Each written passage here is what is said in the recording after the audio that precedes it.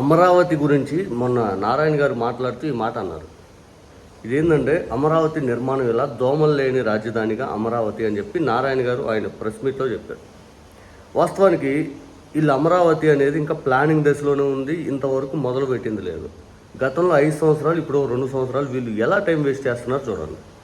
దోమలు లేని రాజధానిగా అమరావతి, ఈ ఎండ 2 డిగ్రీలు తగ్గించే రాజధానిగా అమరావతి, పేదవాళ్ళు లేని విధంగా ఉండే రాజధాని అమరావతి, ప్రపంచానికి అనుసంధానం చేసే రాజధాని అమరావతి, భారతదేశానికే కాదు ప్రపంచానికి ఇది ఒక ఐకానిక్ సిటీలా మలిచేదానికి అమరావతి.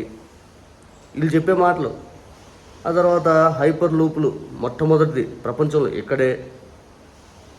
అమరావతికి పూర్తిగా ఏదైతే మనకి ఒలింపిక్స్ ఉంటే అవి తీసుకొచ్చి పెట్టడాలు, ఏ మాటలు ఇంకా చాలా ఉన్నాయి. వీళ్ళు అమరావతి గురించి చెప్పి తీస్తే గుట్ల అవుతాయి. ఇంకా గుర్తు రావట్లేదు రైట్ కొద్దిగా. ఎందుకంటే వీళ్ళు చెప్పే మాటలు దాదాపు అప్పుడు ఒక 5 సంవత్సరాలు, ఇప్పుడు 2 సంవత్సరాలు ఇంకా అమరావతి అమరావతి అమరావతి అమరావతి. ఇంకా అదే పబ్లిక్లో నానే విధంగా చదువుతారు, కానీ ప్లానింగ్ దశ నుంచి ముందుకు కూడా బావు.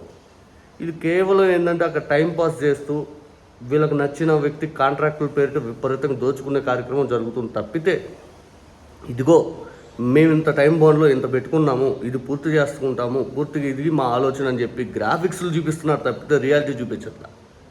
జనాలకేమో ఒక తరం భవిష్యత్తు అంతా పోతుందని ఆవేదన అయితే ఉంది. ఇప్పుడు ఆవేదనకు సమాధానం చెప్పండి అయ్యా అంటేనేమో జగన్మోహన్ రెడ్డి గారిని తిట్టడం, టాపిక్ డైవర్షన్ పేరిట పక్క వాళ్ళు ఆడవాళ్ళని తిట్టడం, పక్కన ఉన్న వాళ్ళు ఆడవాళ్ళని ఇదే చేస్తూ ఉన్నారు. ఎదురుదాడులు చేస్తూ ఉన్నారు. రాజశేఖర రెడ్డి గారి పేరు ప్రస్తావిస్తారు, లేకపోతే ఇంకోటి. ఇప్పుడు మనకు అతి తక్కువ ఖర్చుతోటి మన రాష్ట్రం ఆర్థికంగా చితికిపోయింది కాబట్టి ఈ మచిలీపట్నం విజయవాడ గుంటూరు కారిడార్ మనం డెవలప్ చేసుకున్నాం జగన్ గారు చెప్తే, ఎవరు నువ్వు కాదు ట్రోలింగ్ ఇల్లు. కానీ వీళ్ళు ఇప్పుడు మళ్ళీ వచ్చేసరికి ఆ సిఆర్డీఏ పరిధి అంటారు. నిజం మాట్లాడితే మన రాష్ట్రం ఈ రోజున్న పరిస్థితికి కనీసం ఆరోగ్యశ్రీ బకాయిలు చెల్లించుకోలేనటువంటి నిస్సహాయ స్థితిలో ఉన్నాం.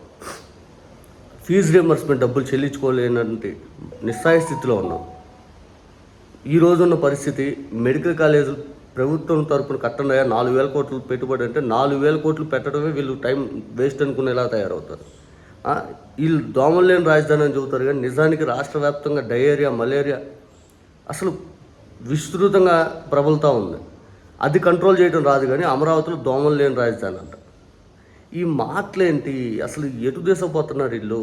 ఎంతసేపు ఇదే విధానమే వీళ్ళది. మాటలు. ఒకసారి విశాఖపట్నంలో చంద్రబాబు నాయుడు గారు రాష్ట్రంలో బెగ్గర్స్ లేకుండా చేస్తాను, నా విజన్ అదే అంటాడు.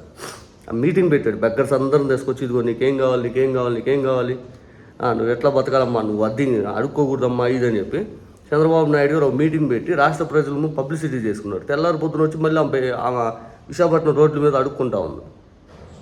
ఇది ఈనాడులో అప్పుడు ఆర్టికల్ రాశారు, నా బాగా గుర్తు, 2016 కానీ 17 ఆ టైంలో. బెగ్గర్స్ అందరితో విశాఖపట్నంలో మీటింగ్ పెట్టి మీరు ఇంక అడుక్కోకూడదు, ఇదిగో నీకేదో చూపిస్తాను అని చెప్పి పబ్లిసిటీ చేసుకుని వెళ్ళిపోయారు. తర్వాత అందరూ బెగ్గర్లు ఉన్నారు. రాష్ట్రంలో బెగ్గర్స్ లేకుండా చేస్తే ఏడ లేకుండా చేశాడు. ఏ మాటలు చంద్రబాబు నాయుడు గారు చెప్పేవి మాటల రూపాన్ని ఉంటాయి. చంద్రబాబు నాయుడు గారు పబ్లిసిటీ చేసుకోవడానికి పనికొస్తారు. చంద్రబాబు నాయుడు గారు నిజంగా ఇదిగో మాటల కంటే కూడా చేతలతో చూపించాలనే ఆలోచన చంద్రబాబు నాయుడు గారికి ఎప్పుడు రాదు. పక్కన వాళ్ళు చేసింది ఏదైనా ఉంటే మాత్రం నేనే చేశాను అని పదే ఆయన తాను ప్రచారం చేసుకుంటూ ఉంటారు. ఇది ఆయన ధోరణి స్పష్టంగా అర్థమవుతూ ఉంది.